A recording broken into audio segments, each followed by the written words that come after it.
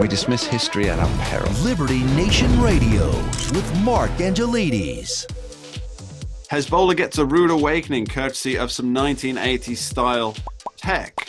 What was it about? What happened? What does this mean for the future of warfare in the region? Well, we're very fortunate to have with us Liberty Nation's national security correspondent, who's a retired US Air Force pilot and the former Principal Deputy Undersecretary of Defense Controller, Mr. Dave Patterson. How are you, sir? Hi, Mark. Glad to be with you. It's really great to have you on. Thank you for being with us directly after the happenings in Lebanon. And thank you for a superb analysis of the situation on the pages of libertynation.com that you put together. But let's talk about this in some detail, if we may. A number of pagers, and I've never owned a pager. That was that I've never owned one, and likely never will now. Let's be fair. Went off with explosive ordnance that were carried around by a number of Hezbollah organizers, active members, and it resulted in some deaths, many injuries. And it seems to me this is in terms of warfare, this is a new tangent that we're seeing, isn't it? Yes, it is, but it's something that the Israelis have participated in before, and they're quite adroit at it. And what I think you take away from this is the magnitude of what they did in order to accomplish this disruption in communications for Hezbollah and effectively destroying the confidence of the average foot soldier in the equipment that he's been given. And I think that is quite remarkable. And when you consider the fact that there were at least 2,800 of these distributed, because that's the number of injuries, that's quite remarkable. I mean, there's a lot of packaging and repackaging and doing it so that nobody notices that the pagers have been replaced or that they've been modified. That's quite extraordinary. So there's a few levels to dig into here, Dave. I guess the first one is how. Now we're presuming it's Israel. They do have form in this area by, I believe it was a cell phone that they managed to rig. But it was because of that cell phone, that cell phone attack, where some terrorist leader was doing a regularly scheduled call with his father, and so they knew when he was going to have the phone next to his head and triggered the explosive device. It's because of actions like that and Israel's dominance in cyber infiltration that they opted to go for pagers, right? Because that's a very low-tech way of being able to do messages, because you can use any regular payphone then once you know that you've got to respond. And so they get these pagers, and then somehow, because these are not Israeli pages, it's not as though Hezbollah are saying, hey, you know what, let's nip over to a market across the border in Israel and buy 3,000 pagers. But they've managed to infiltrate the entire intelligence system and purchasing system that went through getting these pagers, put explosive devices in them, had them go out, and then the first thing I thought of was it was when the European families decided to band together and get rid of the Illuminati. And that was on a Friday the 13th, October the 13th, I believe. And what they did was they sent out sealed orders all around the world to execute the people at the same time, so that the groups couldn't regroup. And that's why now, today, we have Friday the 13th as a bad luck day. It was almost an instant decapitation of leadership. Sorry, I'm going on too much of this, but there's so many layers to it, Dave. How deep down the rabbit hole do we go with it? Well, I think that you don't have to go very far, actually. I mean, the fact is that there was an extraordinary amount of logistics and planning and so forth that went into it. But it could have been, you look at Occam's razor, what's the simplest explanation for anything? And perhaps it's a bit of a modification of that. But what it could be as simple as the large pallet of pagers sitting on a platform ready to be delivered, and the Israelis come in and switch the platform and the pagers, and off go the pagers with the modification.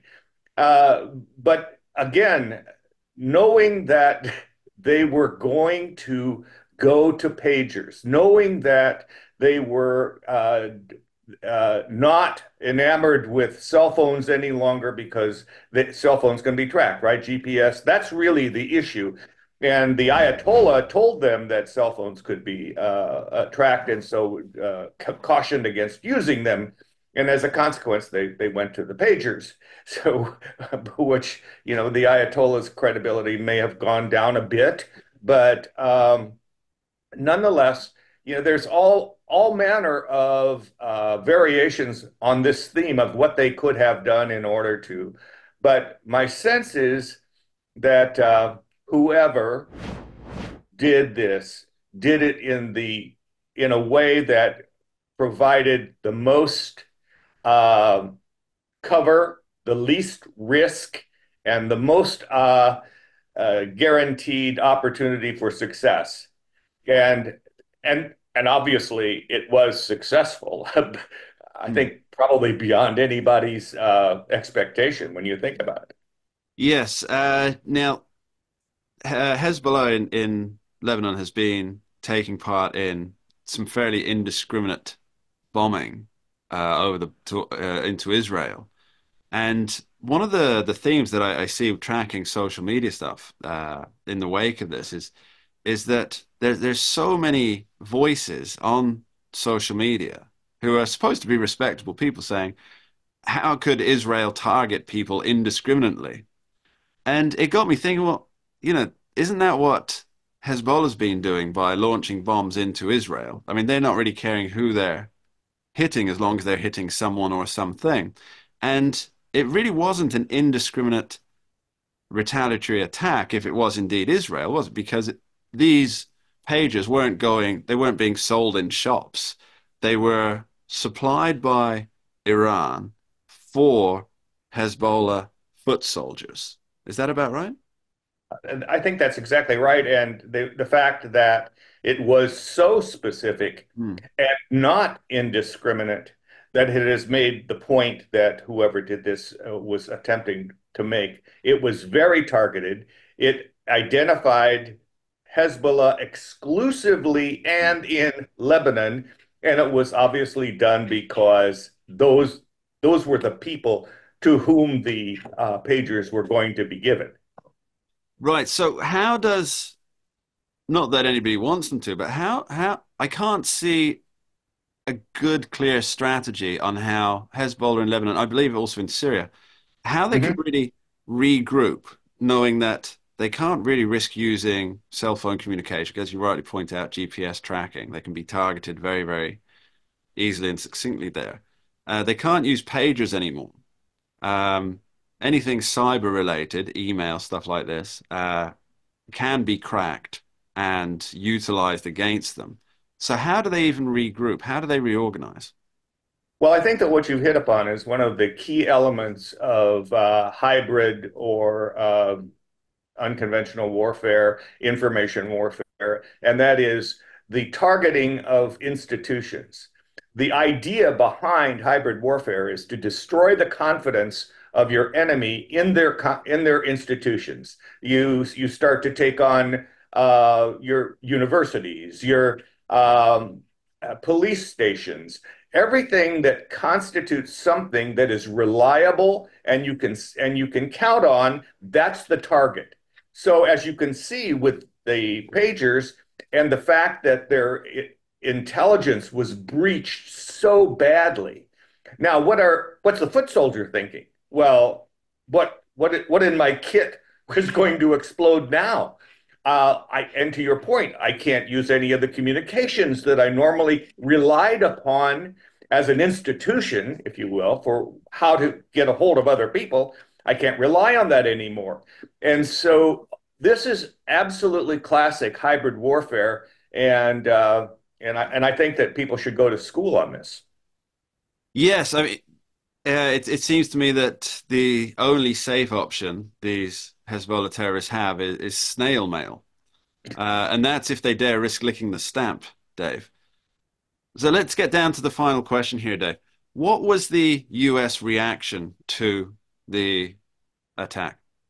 Well, I think we can take as the representative of the U.S. position, um, and Secretary Blinken's response when he had a press conference in Cairo, Egypt. And his response was, we can't agree with anything that escalates the tensions in the region, which is pretty much what you would expect. I mean, this is a feckless response. Hmm. Rather than saying, look, the Israelis do what they have to do in order to secure the defense of their nation and to respond to the persistent attacks from every quarter. And we should celebrate that. But of course, we wouldn't, because we don't celebrate success, we celebrate failure. Dave Patterson, thank you ever so much for joining us. And that's about all we have time for on this week's edition of Liberty Nation Radio, heard coast to coast on the Radio America Network. I've been your host, Mark Angelides. I'd like to thank our guests today, Lisa K. Dunner, Executive Editor over at libertynation.com, and Dave Patterson. Please take note, Liberty Nation does not endorse candidates, campaigns, or legislation, and this production is no endorsement. Finally, give my thanks to you, the audience at home, for taking the time each week to tune in and join us for the show. We do appreciate you.